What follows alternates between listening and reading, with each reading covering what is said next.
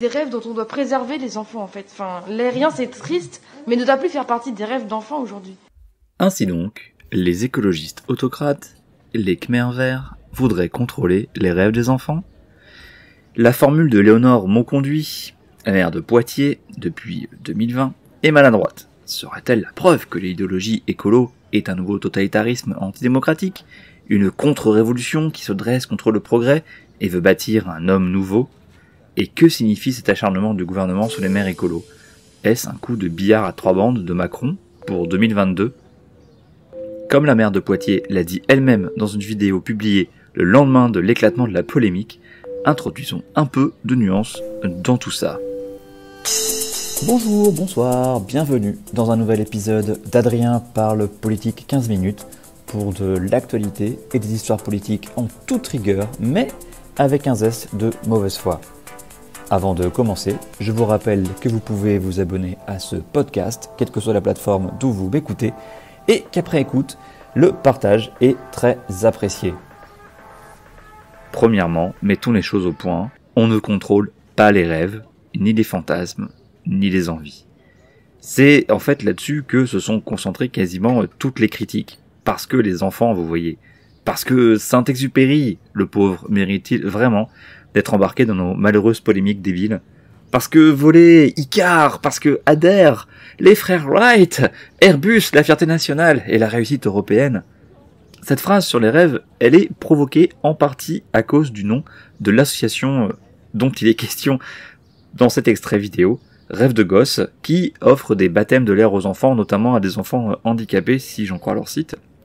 Et autrement aussi par les luttes d'opposition qui interpellent la mère sur les rêves des enfants, les rêves de gosses. Non, c'est juste le nom de l'association Rêve de Gosse. Alors, qui manipule les rêves d'enfants? Les vilains écolos ou les vilains pollueurs? Arrêtons-nous un instant sur ce sujet d'ailleurs. Pas seulement le fait de vouloir voler, qui est bien différent de prendre un gros porteur pour aller bronzer en Thaïlande. Nos imaginaires sont importants, car ils permettent de nous projeter dans les futurs que nous désirons. Il faut bien reconnaître que pour l'instant, les imaginaires d'un monde d'après écolo sont soit inexistants, soit bien faiblards dans la culture populaire. C'est presque comme s'il fallait remonter aux illustrations vaguement babacool des Barbapapa pour trouver de l'alternative. C'est une bataille culturelle, une bataille au long cours. Il ne s'agit pas de manipuler les rêves des enfants, mais aussi de savoir les émerveiller avec ce qu'il faut préserver. Et on parle des enfants, mais il y a aussi l'émerveillement pour les adultes. De savoir les intéresser et leur faire aimer, par exemple, la biodiversité, et assumons-le, évitons que les seules fictions et univers qu'ils côtoient et auxquels ils sont exposés soient marqués par la valorisation de la destruction, des moteurs, de la croissance économique. Là où je suis par contre moins d'accord avec Léonore Monconduit et certains écolos qui la défendent, c'est qu'il ne faut pas non plus confondre l'industrie aéroportuaire avec le vol dans les clubs aéronautiques. Les émissions de carbone ne sont pas comparables, les effets sur les écosystèmes non plus. Le tourisme de masse n'est pas créé ni porté par les ULM ou les petits avions monomoteurs, qui font par contre un bruit désagréable dont se plaignent à raison les riverains des aérodromes.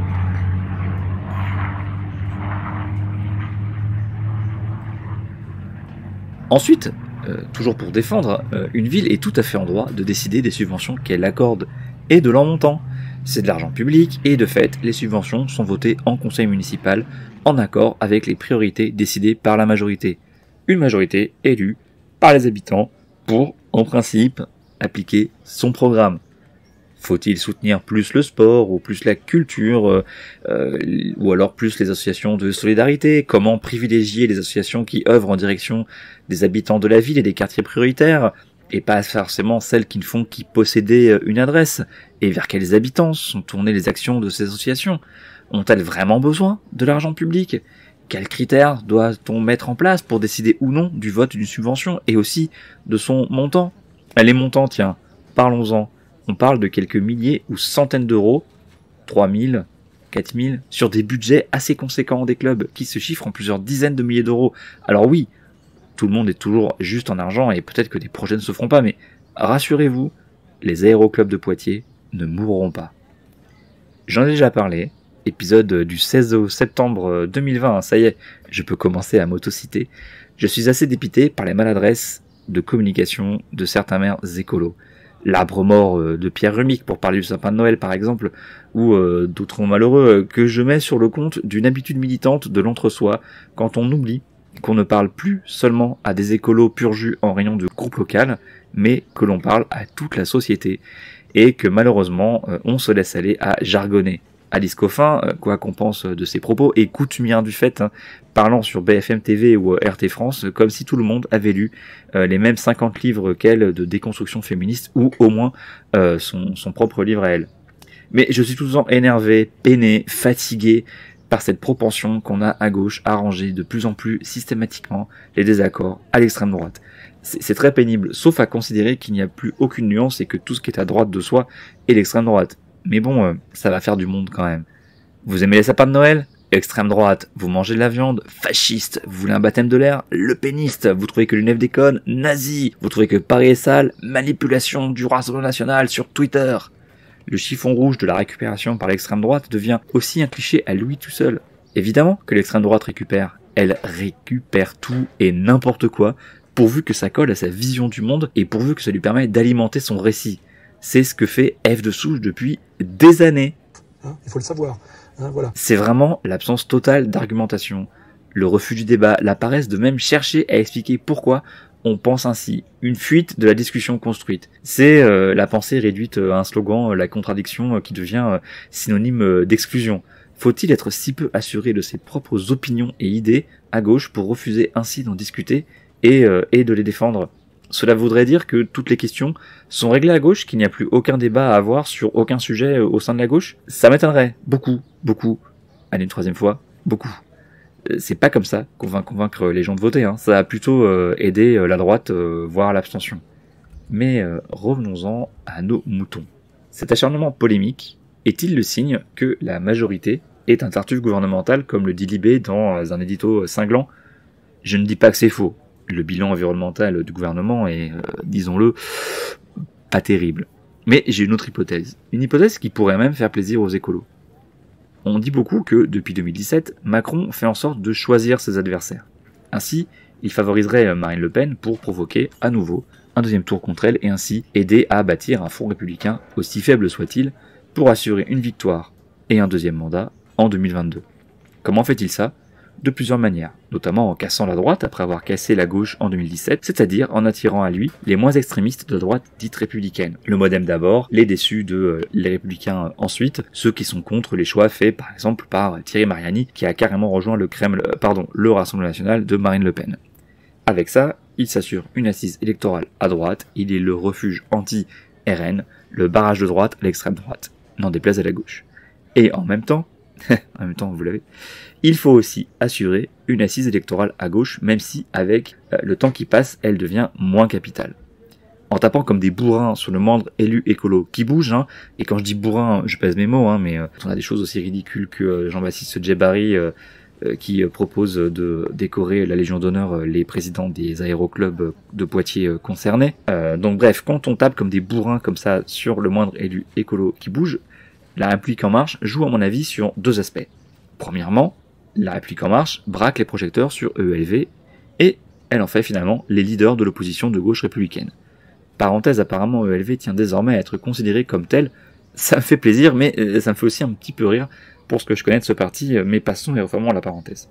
Ce statut de leader de la gauche est déjà plus ou moins acquis après les européennes de 2019, pas forcément confirmé au municipal de 2020, peut-être à confirmer, ou non donc au régional de juin, ou septembre, ou octobre, allez savoir. Mais pourquoi un tel choix, me demanderez-vous ? C'est là mon deuxième point. EELV, à cause de plusieurs défauts, est sans doute à même de faire fuir l'électorat de centre-gauche très modéré que le PS, plus clair sur les sujets sociétaux et moins radical sur l'écologie, ferait moins fuir. Et je ne parle même pas de Mélenchon et la France Insoumise, c'est une cause perdue pour la République En Marche. Quels sont ces défauts dont je parle pour EELV ?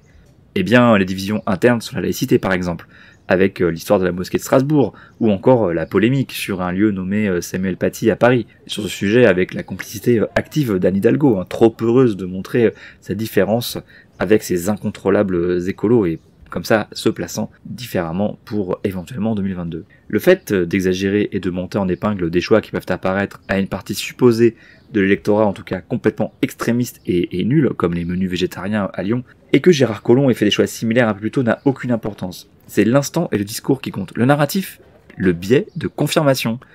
Mon hypothèse donc, diriger le projecteur sur les écolos pour en faire un pôle d'attraction-répulsion. Cela fait d'eux à la fois le recours pour l'électorat social-démocrate, grosso modo l'EPS, Europe Écologie Les Verts et leurs satellites respectifs, le parti et l'idéologie qui font trembler la Macronie. Donc le drapeau à saisir pour attaquer le pouvoir en place et espérer gagner en 2022.